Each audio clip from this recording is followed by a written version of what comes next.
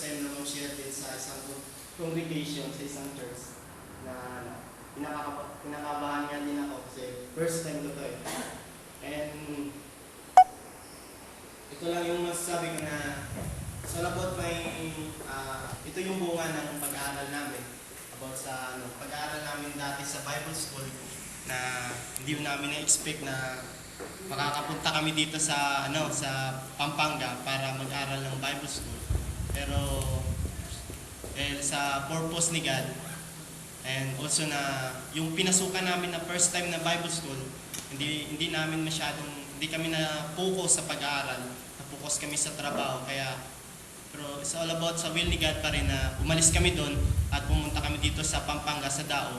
So nagstay kami dati doon nila Brother Roland sa tita niya, pero hindi kami nagtagal. Doon kami nagstay sa kay Pastor Edward, Pastor Andong, na doon kami nagstay dati. Pero dahil sa may narinig kami na may Bible School, doon na nga namin nakita si Pastor June at si Pastor Charlie. Doon nag-start din na parang iba na yung tingin ng pastor namin na tinuluyan namin doon. Kaya napatalsik kami doon. Kaya napatalsik kami 7. Pero glory to God dahil si God, alam niya talaga na hindi kanya pababayaan at tutulungan kanya na maunawaan at maintindihan yung salita niya at maituro ito ng tama ng salita. Kaya nga, as a preacher na importante na ituro din yung salita ng Diyos, to remind people, all people to be holy and obedience to the Word of God, na manatili tayo sa ang katapatan natin sa kay God. And also na this passage na gagamitin ay kinuha ko na common sa atin o lagi natin itong ginagamit sa okasyon o mga pagkakataon ng araw na dumarating. This passage in 2 Timothy chapter 4 verse 2, basahin natin. Preach the word, be ready in season and out of season. Correct, rebuke, encourage with great patience and careful instruction. By the way, nalangin po tayo. Panginoon, salamat po sa katakilaan mo sa amin, and also through your words na nagre-remind sa amin na unawain o intindihin yung salita mo, na maintindihan namin gaano kakadakila sa buhay namin, na kami makasalanan, inabot mo, minahal mo. Kaya nga natutunan ka naming mahalin. Dakila mo, Panginoon, salamat po na ikaw yung nagpapaunawa sa amin at natuturo sa amin na maunawaan yung salita mo. Salamat po, Panginoon. We love you, we know in Jesus' name. Ang importante na ituro yung salita, preach the word, kasi every words of God is food. Na ito yung pagkain natin na pang spiritual food, na sabi nga ni God in Matthew chapter 4 verse 4, man shall not live by bread alone, but every words that proceed in the mouth of God. Kaya nga importante na ituro yung salita ng Diyos. Kaya nga we preach the word of God positively and negatively. We can preach the word of God negatively, we can correct and we can rebuke to confront error and sin para makorek o maitama yung pag-intindi nila sa salita ng Diyos. And we preach the word of God positively. We can encourage with patience and careful instruction to remind people to be holy and obedient in the word of God. And why we preach, why important, bakit importante na ituro yung salita ng Diyos? Because of the danger of the season, because of evil men and impostors going to from bad to worse and deceiving and being deceived. And this is the problem of, ito din yung problema ng mga tao ngayon in the human. Marami na yung paniniwala o belief about kay God. Ang iba believe that there is no God, walang Diyos. Naniniwala silang walang Diyos. O what they call atheist, na naniniwala silang there's no God, and communist o social humanist, this group that did not believe the existence of God. Hindi sila naniniwala na si God ay nag-exist. And many religion o many believe na ito yung pinapaniwalaan ng mga tao, Hinduism o reincarnation, naniniwala sila sa about sa cycle of life, na paikot-ikot ng cycle of life, na yung ikaw ngayon, isa kang tao, pag mamatay ka ngayon, yung life mo parang pupunta ka sa hayop, ganun. Cycle of life. And Buddhism, the enlightened one, yung tinatawag nila na yung Diyos nilang pinapaniwalaan. And Shintoism yung naniniwala sa many gods, o naniniwala sa maraming Diyos na pinapaniwalaan nila. Na may Diyos sa forest, God of the sea, God of the land, yung pinapaniwalaan nila. And also, uncommon sa Christianity, mayroon naman din tayong na tinatawag na Iglesia ni Cristo, denying the deity of Christ, na hindi siyang Diyos, and denying there is no Trinity, hindi sila naniniwala na may Trinity. And Jehovah's Witness, denying the deity of Christ, and there is no Trinity, hindi sila naniniwala. And also, and many teaching, also, salvation is based on ritual, o sa panalangin, Catholic, na naniniwala sila na yung tao mamamatay, at naniniwala silang na pananalangin nila na maliligtas ito through the prayer of ng Catholic. Ito yung belief nila. And also, but maraming lumalabas ngayon na belief ng Christianity o human, na ito yung pinapaniwalaan nila. At yung nakakatakot also sa isang Christian na tinatawag na born again, ito din yung nakakatakot. Yung na nag-oppose tayo o nag-i-interpret tayo ng salita ng Diyos na hindi konteksto o hindi yung pinapaabot ng talk ng Bible. O kinukuha na natin yung verse na malayo sa verse. But ito yung ang napaka-worst ngayon na sa ating society, yung pinaka nakakatakot din ngayon, yung ng takbo ng mundo, yung dahil gusto ng tao yumaman, maraming gustong tumakbo politician. Ngayon common na na-observe natin yung mga corruption, and also ng mga din ngayon, mga police also na nasasangkot din sa mga gawaing illegal o mga pagnanakaw. Isa din sila sa mga banta na parang hindi ka na nagtatrust sa kanila, kasi isa din sila na nangungurakot o ni-proteksyonan nila, na kala mo sila yung nagpoprotekta sa iyo, pero ikaw pala yung ipapahamak nila o pipirahan ka nila, gagamitin nila yung pagkapulis nila para matakpan yung ginagawa nilang kadumihan.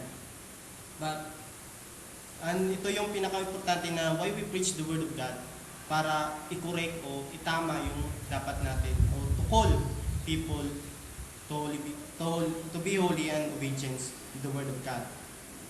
Kaya nga sabi ni Paul na why we preach the Word of God, para for the sake of the elect.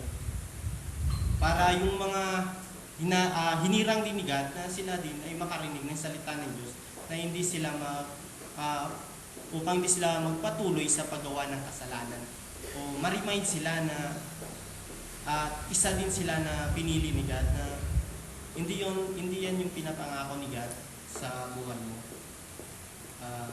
First is, I have 5 points here, papaliwanag about sa we preach the Word of God. Preach the Word of God because of the danger of the seasons. Because of the danger of the seasons. Danger of seasons. We preach the word of God because of the danger of seasons. In 2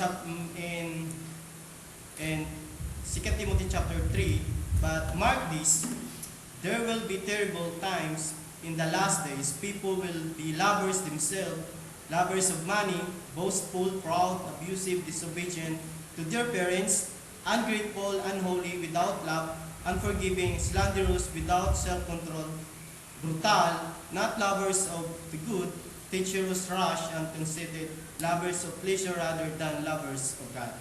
And this na common na also na yung nakakatakot ngayon na terrible days that comes, also na observe na din natin na kahit noon pa man nangyayari na to, at also ngayon na magiging worse and worse na yung mundo. Kasi the time will come na yung mundo hindi naman talaga mananatili to sa kinakatayo niya at sisirain talaga ito ni God. Kasi yung mundo patuloy ng pasama ng pasama. And this nakakatakot yung tao na showing na isa siya sa showing na godly o godliness from godliness but denying its power, na pinapakita niya ano siya, holy siya, pero hindi mo naman nakikita sa character niya o sa kilos niya. At ito yung mga tao na naghihintay lang din na makapasok sa mga bahay o sa bahay ng mga bahay na wala ding control sa sarili at continue na paggawa ng kasalanan. Sabi nga, always learning but never able to understand the truth. Like Jannes, just as Jannes and Jambres opposed Moses, so also these men oppose the truth, men of the depraved minds, who as far as the faith is concerned, as rejected, but they will not get very far, because as in the case of those men, their folly will be clear to everyone. Na showing na akala nila nag-aaral sila ng salita ng Diyos, but hindi naman din nila hindi ito nakikita sa buhay nila. As in, hindi naman na kumikilos yung na intindihan nila about sa Word of God. Kasi mas gusto pa nilang mamuhay sa kasalan kaysa sa katotohanan. They rejected the truth.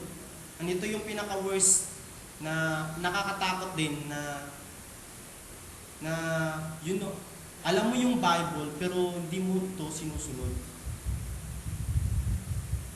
Yun yung pinaka-worst na you know everything, you are knowledgeable about the Word of God, pero hindi mo ito sinusunod.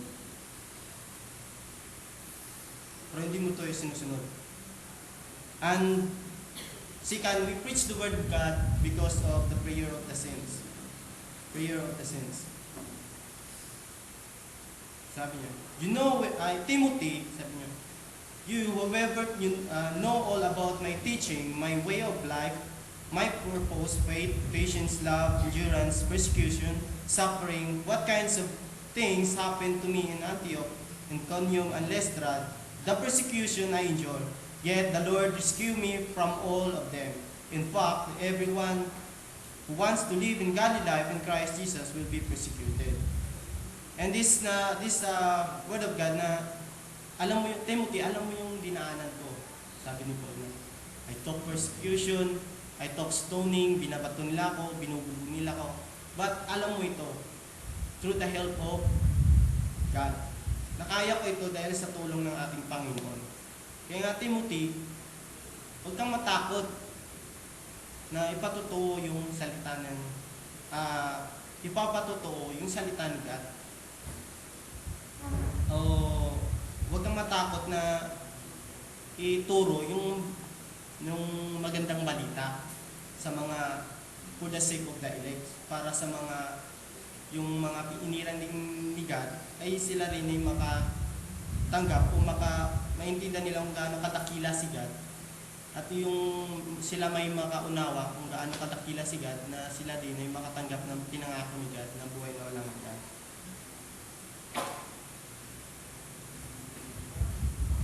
Because while evil men and impostor while going bad to worse, deceiving and being deceived.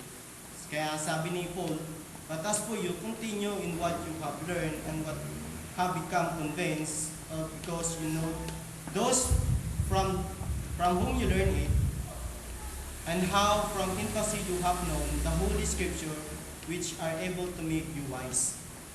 And yung through the Holy Scripture, through the sound doctrine, sabi nga ni Paul, what you heard from me, Timothy, keep as a pattern of sound doctrine in faith and love in Christ Jesus. Kaya sabi niya, alagaan mo yung pinagkatiwala ko sa iyo sa tulong ng Holy Spirit, na siya yung din magpapaunawa sa iyo at tutulong sa iyo na may turo mo ng tama yung sinusulat ko ng tamang katuruan. Kaya nga, thirdly, we preach the Word of God because of the dynamic of the Scripture. All Scripture is a God-breathed, ito'y buhay, as is useful for teaching, rebuking, correcting, and training in righteousness, so that the man of God may be truly equipped for every good works. Na magiging equip yung man of God sa paggawa ng mabuti through by the teaching Word of God. You explain how great is our God sa mga kapatid natin, kung gaano siya kadakila sa buhay nila. And also na hindi natin sila na biglang pagsabihan na parang ganun talaga sila. We encourage na we correct them na may pagmamahal na ito dapat natin itong gawin because this is the right na attitude o right way na pagtuturo, na nagko-correct tayo na may pagmamahal sa kanila.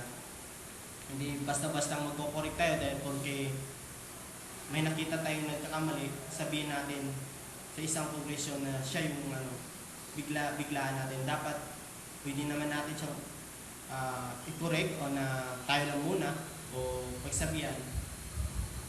Mag-correct natin yun.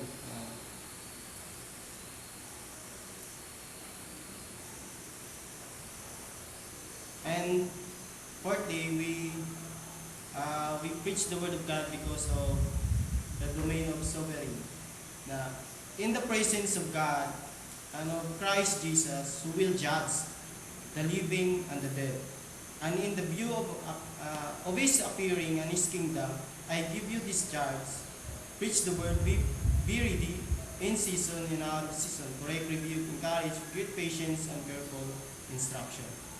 Kaya nga, Timothy, si God yung mag-judge sa mga buhay at mga patay.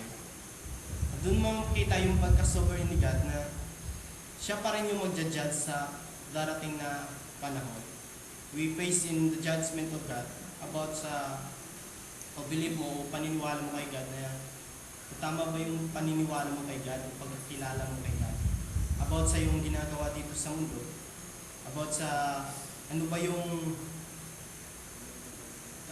karapat-dapat na ipaparusa ni God sa iyo. Pero ikaw, pinili ka talaga ni God. Actually, sa buhay mo, talagang magbabago ka talaga. Hindi naman yung, kahit di mo masabi din yung tao na nakikita mo lang dyan, naglalasing o ano. Pero hindi mo alam, baka isa din sa pinili ni God dyan. Pinili ni God dyan, hindi na yung makaalis kay God. Kasi alam ni God na magbabago talaga yung isang tao. Dahil part siya sa mga hinirang ni God. Kaya hindi natin sila masasabihan.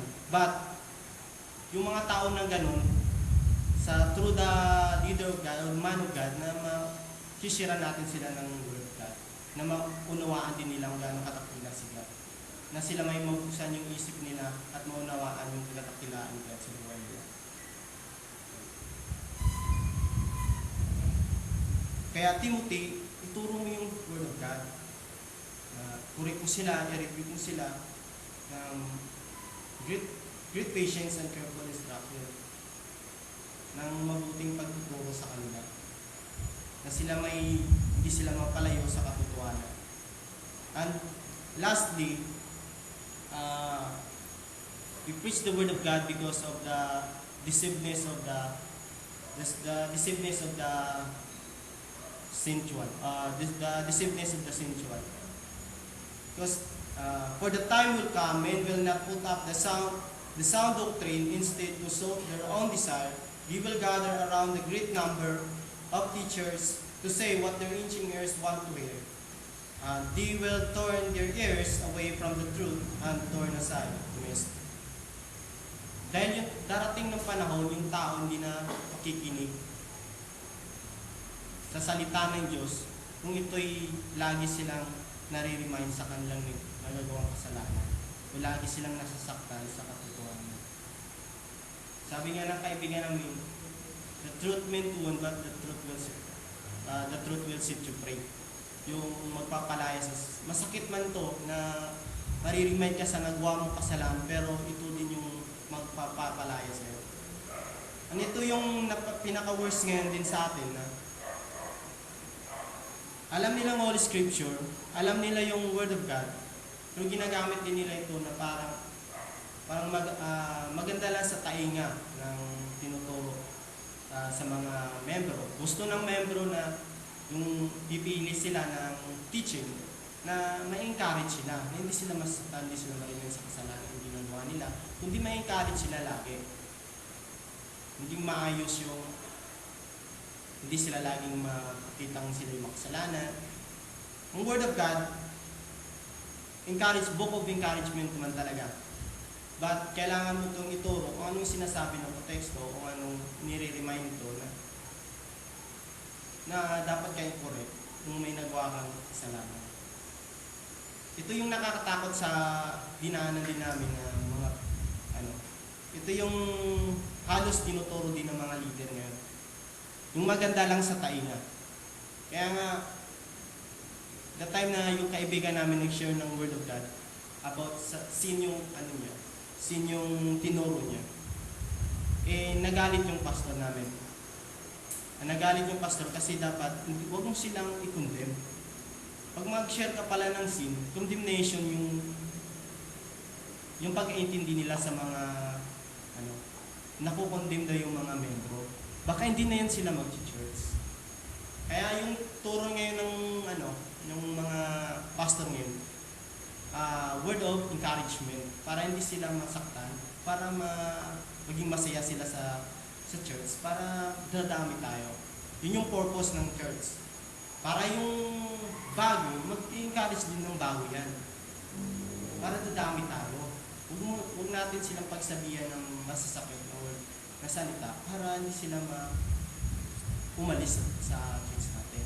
At itong nakakatawa sa leader namin doon, mag-encourage kayo, dali nyo na sigurado na dito na talaga mag-church sa simbahan natin, na hindi na talaga sila aalis sa church.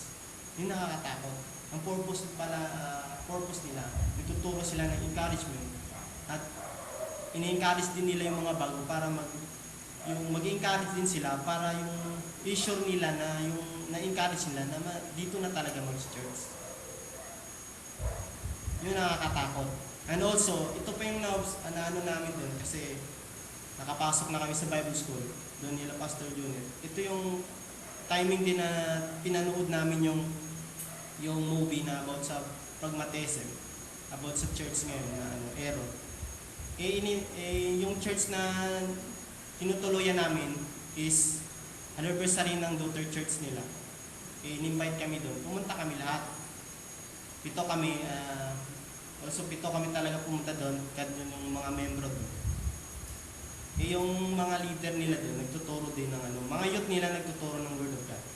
Na-observe namin na yung turo nila, na malayo sa context ng malayo yung explanation nila sa context na pinapaloob ng salita. Kaya nga, nung pito kami, nag-usap-usap kami noon. Bakit ganun yung turo nila? Bakit yung pastor nila, hinayaan nila yung youth nila na magturo na hindi naman ayon sa sinasabi ng Bible? Sabi nila na yung mga old leader o old na mga prophet na mga man of God dati sa Old Testament, kung di daw natin ipatutuloy, papatuloy yung pagtuturo ng salita ng Diyos, ay hindi daw sila maliligtas. Nakakatakot yun, di ba? Kaya nga, yung mga, tapos pagkatapos ng anniversary na yun, yung mga youth ng GFL o doon ng church, nag-meeting sila. Nag-meeting sila, kaya ako lang na-stay doon sa isang church. Doon sila nag-meeting, nakakaya naman hindi ako sumali doon. Tinanong kami kung ano daw yung mga magandang nila. Ano daw na-observe nila sa church. O ano daw yung na-encourage ba daw sila. Sinasabi ng mga doon, sabi ng yung membro, una maganda yung praise and worship nila, maganda yung nila. Yung praise and worship nila parang naging nagdi-disco sila, no? Parang naging diskuha na yung nila, praise and worship. Kaya marami silang youth doon kasi lahat ng parang gusto ng youth, yun yung pinapalabas nila sa church. Tatalunan sila, parang rock yung praise and worship nila. At yung kinalabasan. Kaya nainggit yung parang gusto din nilang gayahin yung ginawa ng daughter church nila. Tinanong ako, sabi ko, bakit ganun yung pastor nila? Bakit parang nagiging malabo na yung katotohanan sa tinuturo nila? Bakit ganun yung turo ng mga youth nila? Bakit yung praise and worship nila, bakit parang parang nagdi-diskuhan lang sila? Saan yung pagpapuri nila kay God? O ginagawa nila yun para ma-enjoy lang yung mga youth? Para doon na lagi mag-church? O para enjoyment lang yung hinahanap nila? Nako-compromise yung salita ng Diyos. Kaya nakakatakot doon. At sinabihan kami doon, sinabi ng babae, Michael, huwag kang ganyan. Kasi kapatid natin yan sila sa panampalataya. Yung timing, yung pag-aaral namin about sa pragmatism na yung church, yung outside na ginagawa sa outside, pinapasok sa church. Natatawa kami sa kanila kasi even doon na sinasabihan namin, pero hindi pa rin sila naniniwala. Kasi dapat, huwag natin silang pagsabihan kasi kapatid natin sila sa pananampalataya. Dapat i-encourage natin sila. At ito pa yung nakakatakot doon. Kasi dapat, sabi ng pastor, lakasan yung loob nyo, tapos mag-encourage kayo na, tapos kaya nyo magpapagaling dyan. Encourage para, tapos kayo, house to house, magbigay kayo ng tracts para dadami tayo, para hindi lang wala tayo, para marami tayong madala kay God. Para marami tayong mawin na soul para kay God. Totoo naman, yung soul winning, hindi naman tayo nagsusoul win, kundi si God naman yung nagsusoul winning. Pero yung kinalabasan doon na ilan ang nadadala mo kay God, ilan ang soul winning mo kay God, ay napadala mo kay God. Yung nakakatakot doon. Kaya nga nagalit sila sa amin kasi lagi daw namin kinokontra yung turo nila. At syempre, hindi naman namin pwedeng i-compromise yung Word of God. Ano yung sinasabi ng Bible, yun yung isasabi namin, i-correct namin. Pero hindi naman namin sinasabihan sila o kino-correct na mali sila. Sinasabi nito yung sinasabi ng Scripture at dapat dito tayo mag-base. Kasi parang ayaw nila, kaya nagalit din yung youth leader nila doon. Kung na matalino kayo sa amin. Pero sinabi namin na hindi man kami matalino sa inyo. Hindi man kami matalino. Pero dahil yung Word of God, hindi dapat yan magkasalangsang sa tinuturo natin. Kaya yung Word of God, hindi dapat magkamali yan. Pero kung more on idea mo lang yan, tigilan mo na yung pagtuturo. Kasi yung tinuturo nila puro encouragement. Natawa nga ako yung babae dun sa si Jimmy. Sabi niya, talaga may mga ngayon sa internet na yung kay Joel Austin. Gusto ko talaga yun kasi na-encourage ako lagi. Yung turo niya dun. Tapos yung tanong ni pastor sa amin, yung pastor niyo, sabi niya, yung si Joel Austin, demonic yun. Sabi niya. Hindi naman pastor kasi si Julius din, puro yung tinuturo niya, puro lang naman yung encouragement kasi. Hindi, no. Oo, tama naman kasi yung Bible naman, bakit yung Bible, di ba? Book of encouragement, sabi niya. Pero hindi na namin pinatulan. Pero doon na nagtagal, na sila na talaga nagtatanong sa amin. Dumating kami doon about sa free will o na yung may tao, may will yan na sila pipili kay God o free will na tanggapin nila si God. Eh yung belief namin doon na about sa Ephesians na focus kami doon, about sa predestination na si God may na pinili na before the foundation of the world. Na nakatalaga na yung mga pinili niya o mga hinilang niya. Hindi nila matanggap yun. Kasi free will yung paniniwala nila. Kaya nga doon, about dahil sa Ephesians din, napatalsi kami sa sabi nila, ano daw, isipin doon namin yung belief namin, ibabalance yung free will at predestination. Babalance daw yun.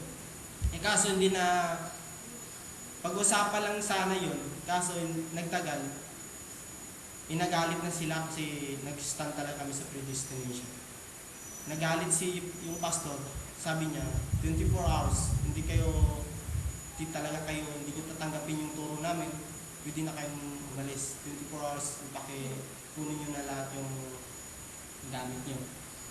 Tinitingnan ako lagi ng pastor kasi alam niyang wala akong mapupuntahan kasi doon ako nakasay.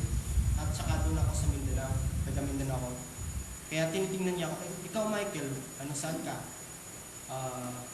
Samak ba sa kanila? Sabi ko, wala ka mapupuntahan. Yung nila.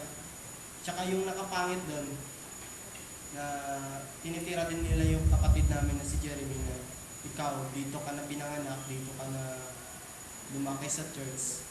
Bakit ganun? Dito ka lang nakatikim ng masarap na pagkain. Okay, nakakatawa yun eh. Dito ka lang tapos gagawin mo kami, mga traitor kayo. Nakakahiya yun kasi yung Bible, dito lang kayo nag-stand. Ayun, naglalaman na sila. Sabi ng pastor dito, first time ko talaga mga bad trip. Bad trip na siya sa amin. Kasi sabi niya, Jeremy, kulto ba kami? Sabi niya. Syempre, ganun na rin yun, di ba? Kasi mali na yung katuruan eh. Sinabi niya na rin. Pero hindi katagalan, hindi na talaga na. At saka, na sila, parang namumula sila, super science sila kasi galit na galit sila sa amin. Yung namumula sila namumula yung tainga nila, parang kung lang sana, susuntukin nila kami. Pero wala talaga kasi nag-stand kami sa Bible, napalayas kami. Kahit si Darwin, kaya nag-aaral siya doon siya nag-stay sa church mismo, kina-pastor. Pinapapili din siya kasi doon siya nag-aaral sila nagpapaaral kay Darwin. Pero nag-stand din sa Bible.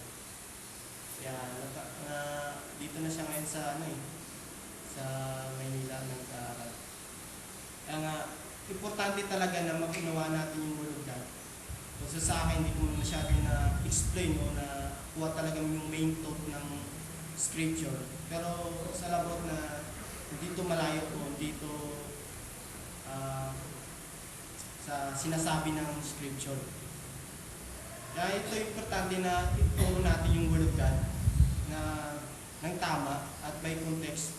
Kasi the Word of God, hindi lang ito basta-bastang isi-share mo lang o i-encourage mo lang yung tao. Kundi ito yung way na maunawaan yung paano sila maliligtas. This is the way of salvation of your soul. Yung salita. Para unawaan mo bakit ka pinili ni God, bakit ka ililigtas ni God. Bakit na sulat mo ang Scripture? Bakit may nagtuturo nito? Para makilala natin si God kung gaano siya katakila na we are part of the body of Christ. Yung nakakatakot kung you are always learning about the Word of God pero hindi mo pala ito sinasabuhay o hindi nakikita sa pagano. Naghihintay ka lang na ikaw lang mag-isa at ikaw gagawa ng yung hilig mo na. Kaya nga, as a children of God o body of Christ na kailangan na ma-feed tayo lagi ng Word of God, na lagi tayong makarinig ng salita niya para hindi tayo basta-basta madala sa mga temptation o pagsubok na darating sa atin. Naging matibay yung pundasyon na pagkakilala natin kay God. Na hindi tayo madaling madadala sa nagtuturo about sa Word of God na ay ito. Kung nag-aaral ka o nagbabasa ka ng Word of God, importante po talaga na we pray na maunawaan natin yung sinasabi ng Word of God para may turo din natin ito ng tama sa mga kasi marami nagtuturo ngayon about sa Word of God, encouragement, and tinuturo nito na nakokompromise yung salita ni God na lumalayo sa katotohanan. Kaya nga, we need na preach the Word of God, we can pray, we can rebuke, give patience, we can encourage, and careful instruction sa mga hinirang ni God. Sabi naman ni Paul, why we preach the Word of God? Para sa mga for the sake of the elect. Para sa mga pinili ni God. Kaya nga ito yung napaka-importante na maunawaan natin. If you are part of body of Christ na di lang tayo nakikinig, kundi tinuunawa natin yung sinasabi ng Scripture. And also na yung tagapagsalita ng Word of God. Kaya nga ito yung na-observe sa amin. Mali din yung ethics namin. Sabi ni Pastor Charlie, nagkamali daw kami sa ethics. Observe ko nila na tuwing pagkatapos ng church, 7 kami. Lagi kami dun sa isang lugar. Doon kami nag-usap-usap. Na-observe yata nila doon na parang pinag-uusapan namin yung turo ni Pastor na gano'n na kung context, mali, gano'n. Kaya na-observe nila kaya nagtatanong-tanong na sila. Tatanong sila about sa bakit kayo lagi nandun. Kasi yung membro nila doon, ayaw din nila sa amin na sumabay. Kasi gusto nila mga professional. Kasi kami, tag-iinis lang kami ng church doon. Halos na membro niya doon, professional. Kaya ayaw nila makipagsabay sa amin. Yung mga kasamahan lang din namin, yun lang din yung sabay namin. Kaya nga, doon sila nag-isip na parang parang chinchismis na pinagsasabi-sabi namin yung turo ni Pastor na mali ng turo ni Pastor. Yun na nakakatakot. And also, ito pa yung sabi ng isang pastor na sabi niya, kung nagtuturo yung pastor niyo, kung nagkamali yung pastor niyo, huwag nyo nang i-correct. Kasi igagalang dapat natin yung pastor natin. Dapat yung tinuturo ni pastor, huwag nyo isulat na. Huwag nyo isulat yung mga natikot niya kasi dapat igalang natin yung manuha. Yun nakakatakot yun. Imbis dapat pag-aralan natin yung dapat isulat natin yung sinasabi ng leader at unawain na tama ba yun o hindi. Kinokompromise niya, huwag yun ang yun kasi ayaw nilang makakorek kasi mali yung turo. Kasi hindi yung Word of God yung tinuturo nila, kundi yung sarili na nila yung kagustuhan yung ituturo nila. Common na tinuturo ngayon, prosperity, di ba? Encouragement, prosperity. Prosperity, yung lagi common na tinuturo dun sa amin. Sabi ng pastor sa amin dun, na kayo naglilinis kayo dito ng church, pag isang taon, hindi pa kayo na dito, parang mahina yung faith nyo kay God. Wala kayong trabaho, ganyan. Dito pa rin kayo naglilinis. Parang mahina yung faith nyo kay God. Kung hindi lang kami nakastay doon, kasi iniisip din namin baka pag sabihan namin agad-agad doon, baka papaalisin na kami agad. Kasi wala kayong matuluyan eh. Kaya ang style namin doon na nakikisama kami doon. Unti-unti namin na mag-share yung iba. Pero yung leader talaga namin na kasi iba na talaga yung belief nila. Iba na yung toro nila o nakasanayan nila. Kasi 23 years na nila tinuturo yun. O bakit mali sila? Okay.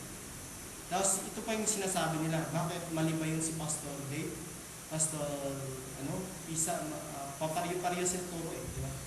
Free will, declaration, nagdi-declare pa din sila ng di-declare nila yung nature. Tapos i-declare nila na lumipat sa ibang lugar. Paano yung pupunta na sa ibang lugar? Diba? So, maling katuruan. I believe na I declare the gospel of Christ. I declare. Ayan. Ng Word of God. Pero yung i-declare mo yung mga bagay na malayo naman sa katotohanan about sa nature. Yung malayo yun. Kasi nature na part of creation again, na talagang ulang talaga yan. Kaya nga maganda talaga na sa man of God, kaya sabi ni God na sa Great Commission na make disciple, na ituwa tayo ng disciple, turuan natin sila na maunawaan din yung Word of God at isa din sila na makapagturo ng salita ng Diyos. Sabi nga ni Paul kay Timothy na humanap ka ng pagkakakiwalaan mo na magturo din, may kakayang magturo ng salita ng Diyos. Para hindi lang ikaw yung magtuturo, kundi yung mga hinirang din ng God na isa party doon, ay ma-share nila yung katakilaan ni God sa buhay nila. Kaya this very important things na sabi ni Paul kay Timothy, I give you charge, Timothy, na preach the word, be ready in season and out of season. Correct, rebuke, encourage, great patience and careful instruction. Na mariremind yung mga anak ng Diyos na to be holy. Na laging mariremind o makipig ng salita ng Diyos para hindi lumayo sa magpapatuloy sa paggawa ng kamalian o paglayo sa katotohanan na sinasabi ng Scripture. Kaya nga, it's all about may understanding sa Word of God. Ngayon na naunawaan natin. Tsaka, more pa na dapat talaga mag-aral pa talaga. Walang pa. Tsaka, kasi, you are body of Christ, you are a man of God na dapat, yung man of God, sabi nga sa Timothy chapter 3 na, yung leader dapat skilled leader na may kakayang magturo ng salita ng Diyos at kayang ituro yung sinasabi talaga o main truth na pinaparating ng Scripture na kaya niyang ituro ito at explain sa mga hinirang ni God. Pero I believe na sa lahat ng mga hinirang ni God na o pinili ni God na may kakayahan niyang magturo ng salita ng Diyos na maituro niya ito ng tama para yung mga hinirang God na nasa iba o na is masabi nila yung katakilaan ni God sa buhay nila. Isa din sila makatanggap ng pangako ni God sa buhay nila. Na unawaan nila ang gano'ng kamahal sila ni God, maunawaan nila na at matutunan nila mahalin sila. At umayo sa about na deceiveness of Satan na malayo tayo. Let's pray. Panginoon, salamat po sa kabutihan niyo through your words na nire-remind mo kami sa gawa namin kasalanan na kailangan namin na manatili o maging matatag tapat sa yung mga salita na hindi kami basta-basta papadala sa mga pagsubok na ito na dinadaanan namin. Na salamat po dahil ikaw yung Diyos na tumutulong sa amin na maging matatag, maging matibay yung aming paniniwala, na maging malawak yung aming pag-isip about o pagkakilala sa inyo, Panginoon. Na hindi lang ikaw yung Diyos na mapagmahal, ikaw yung Diyos na mag-uusga sa pagdating ng panahon.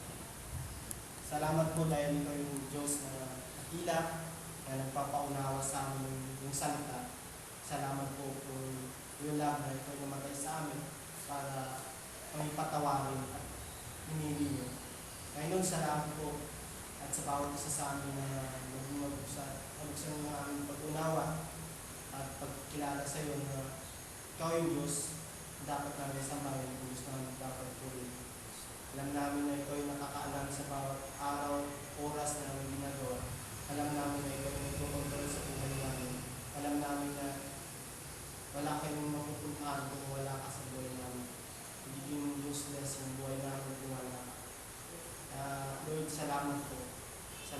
sa iyong pagmamahal sa iyong mga anak.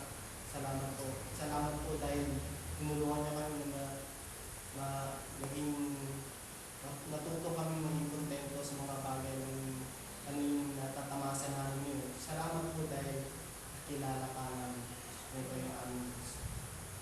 We love you, Lord God. Saka sa bawat isa sa amin sa pag-uwi ng namin kayo nakakalam o yung purpose niyo, Lord God, na mauna sa lahat. Salamat po. We love you.